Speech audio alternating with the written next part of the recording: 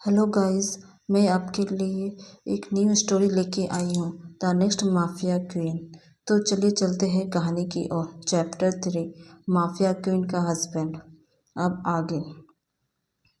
पंडित मान्या की बात सुन चौंक गया। वो मान्या को देखने लगा, जिसके चेहरे पर एक शैतानी मुस्कान थी। पंडित उसकी मुस्कान देखकर डर रहा था, लेकिन फिर भी उसने हिम्मत करके पूछा, हम कहाँ जा रहे हैं? मान्या ने पंडित की ओर देखा। पंडित उससे डरा सहमा था।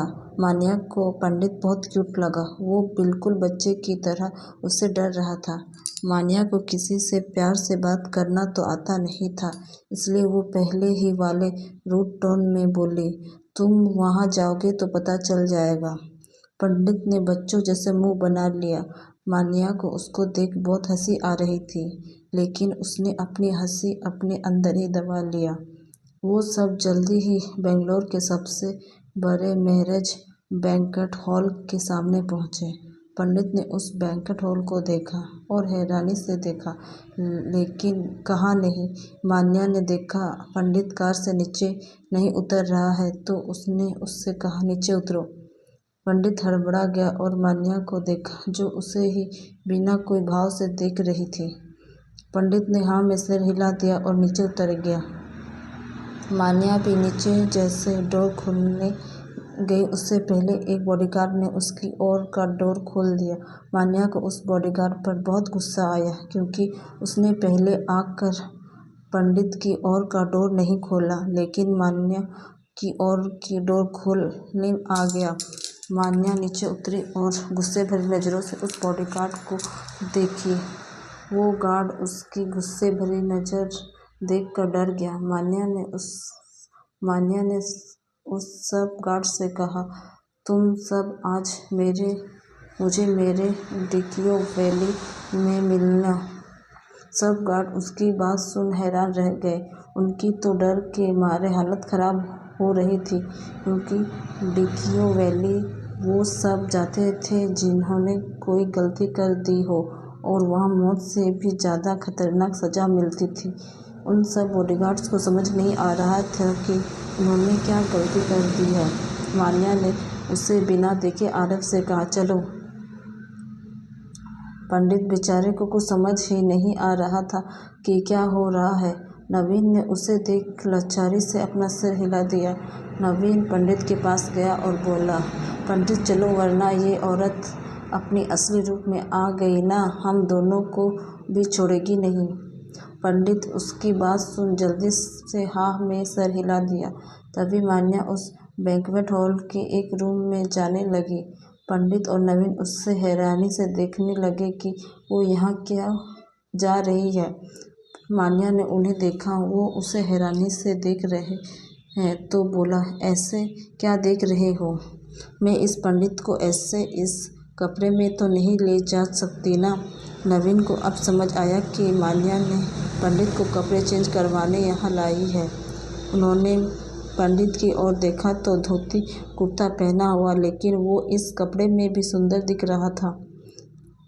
पंडित को मान्या की बात सुन थोड़ा अच्छा नहीं लगा, लेकिन वो कुछ कर नहीं सकता था। मान्या पंडित की ओर देखते हुए कहा, जाओ अंदर, वहाँ तुम्हारे लिए कपड़े रखे हैं। पंडित ने कुछ ज़्यादा नहीं कहा और अंदर चला गया। उन्होंने देखा वहाँ बेड पर बहुत सारे कपड़े रखे हुए थे।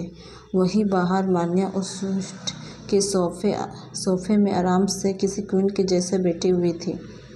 नवीन उसके सामने वाले सोफे में बैठा हुआ था। नवीन ने मान्या से पूछा, मान्या ये बाहर क्या था? तुम ऐसे कब से अपने कार में दूसरे को बैठाने लगी? मान्या ने उसे देखा और कहा, वो मेरा हस्बैंड है, कोई साधारण इंसान नहीं, माफिया क्वीन का हस्बैंड। ऐसे कैसे दूसरे की कार में बैठने देती उसे? नवीन ने हैरानी से उसे देखा और कहा, तुम इतनी जल्दी उसे अपना हस्बैंड मानने लगी? मान्या ने कहा, हाँ, तुम्हें कोई प्रॉब्लम है? नवीन ने जल्दी से कहा, नहीं, बिल्कुल नहीं। तभी उस रूम का दरवाज़ा खुला। मान्या और नवीन दोनों ने उस तरफ देखा, जहाँ एक हद से ज़्यादा हैंडसम आदमी एक डार्क ब्लू कलर का 3-पीस सूट पहना हुआ। मान्या तो उसे देखते रह गई। नवीन तो अपने जगह से ही उठ गया। पंडित धीरे धीरे उन लोगों के पास आया और मान्या की ओर देखा, जो उसे बिना कोई भाव से देख रही थी। पंडित ने हिचकिचाते हुए पूछा, मैं ठीक तो दिख रहा हूँ ना? नवीन ने खुशी से कहा, ठीक, तुम तो किसी हीरो जैसे दिख रहे हो। पंडित को बहुत खुशी हुई। वो मान्या की ओर मुड़ा और बोला, मैडम जी, अब हम चल सकते हैं। मान्या ने उसके मुंह से मैडम सुना तो उसे अच्छा नहीं लगा। उसने थोड़े गुस्सा में कहा, वहाँ मुझे मैडम मत बुलाना, समझे तुम? पंडित ने भोलेपन से कहा, तो क्या बुलाऊं? मान्या को उसका चेहरा देखकर कुछ कहने का मन नहीं कर रहा था, इसलिए वो नवीन की ओर इशारा की। नवीन समझ गया। वो पंडित की ओर गया और बोला, देखो, तुम दोनों की शादी हो चुकी है ना? पंडित हाँ में सिर हिलाया। नवीन, तो तुम उसे मैडम मत बोलना। जैसे पति पत्नी एक दूसरे से बात करते हैं वैसे ही बात करना। पंडित ने समझ कर हाँ में सिर हिला दिया। मान्या उन दोनों को देख इरिटेट हो रही थी। वो बोली, तुम दोनों का हो गया है, अब चलो। पंडित नवीन ने मान्या का बुरा सा मुंह बना के देखा। मान्या को कोई फर्क नहीं पड़ा। वो अपनी जगह से उठ गई और जाने लगी। वो दोनों भी एक दूसरे को लाचारी से देखकर उसके पीछे जाने लगे। वहीं बाहर युवराज की शादी हो रही थी। वो बहुत गुस्से में दिख रहा था, क्योंकि मिसेज माया कोई अनजान लड़की को उठा के ले आई थी शादी के लिए।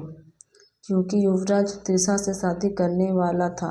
त्रिशा युवराज की गर्लफ्रेंड थी, जिससे युवराज बहुत प्यार करता था, लेकिन वो कहीं मिल नहीं रही थी। इसलिए मिसेज माया ने एक नई लड़की शादी करने के लिए ले आई थी। युवराज को बहुत गुस्सा आ रहा था। उसे यकीन नहीं हो रहा था कि उसकी मॉम प्रॉपर्टी के लिए इतनी पागल है कि वो उसकी शादी किसी भी ऐसे गहरे लड़की से करवा देगी। वो मंडप में बैठा हुआ, उसका चेहरा गुस्सा से तमतमाता रहा था। वहीं मिसेज माया एक लड़की को लेकर आ रही थी। उसके चेहरे पर बहुत बड़ा घूंघट डाला हुआ था। युवराज को उसको देखने कोई शौक नहीं था। वो तो जबरदस्ती उस लड़की से शादी कर रहा था। वो लड़की घबराते हुए उस मंडप पर आ रही थी। मिसेज माया ने उस लड़की को उसके बगल में बैठा दिया और पंडित जी से कहा, पंडित जी, जल्दी शुरू कीजिए शादी। युवराज ने मिसेज माया के खींच के देखा, लेकिन वो कुछ नहीं कर सकता था। पंडित जी ने शादी करवाना शुरू कर दिया। वही मान्या उन दोनों के बक बक से पागल हुई जा रही थी। पंडित और नवीन इतने बात कर रहे थे जितना कोई लड़की भी किसी लड़की से ना करे। तभी मान्या को उसका असिस्टेंट रेहान का कॉल आया। मान्या ने उठा लिया और बोलो। रेहान ने कहा, क्वीन, त्रिशा मिल गई है। वो अभी चेन्नई में है। वो अपने बॉयफ्रेंड सूरज के साथ है। मान्या ने हैरानी से पूछा, क्या अगर वो वहाँ है तो युवराज किससे शादी कर रहा है? रेहान ने कहा, क्वीन, पता चला है कि मिसेज मन्नान ने किसी लड़की को उठा लाई है उनसे शादी करने के लिए। मान्या ने कहा, ठीक है, उस त्रिशा पे नज़र रखो। रेहान ने कहा, ओके क्वीन। मान्या ने अपने मन में कहा, अच्छा हुआ कि त्रिशा खुद यहाँ से चली गई। मुझे तो समझ नहीं आता कि इस बेवकूफ़ युवराज को उस घटिया लड़की त्रिशा से प्यार कैसे हो गया। लेकिन पता नहीं अब युवराज को किससे शादी हो रही है। आरवी पंडित ने मान्या को कुछ सोचते देखा तो उससे पूछा, आप रुक क्यों गई? चलिए। मान्या अपने होश में आई और बोली, हम अभी नहीं जाएंगे। नवीन और आरवी ने उसे हैरानी से देखा, क्योंकि मान्या ने उन दोनों से इतनी बार कहा था कि जल्दी चलो, लेकिन अब कह रही है अभी नहीं जाएगी। उनको कुछ समझ ही नहीं आ रहा था।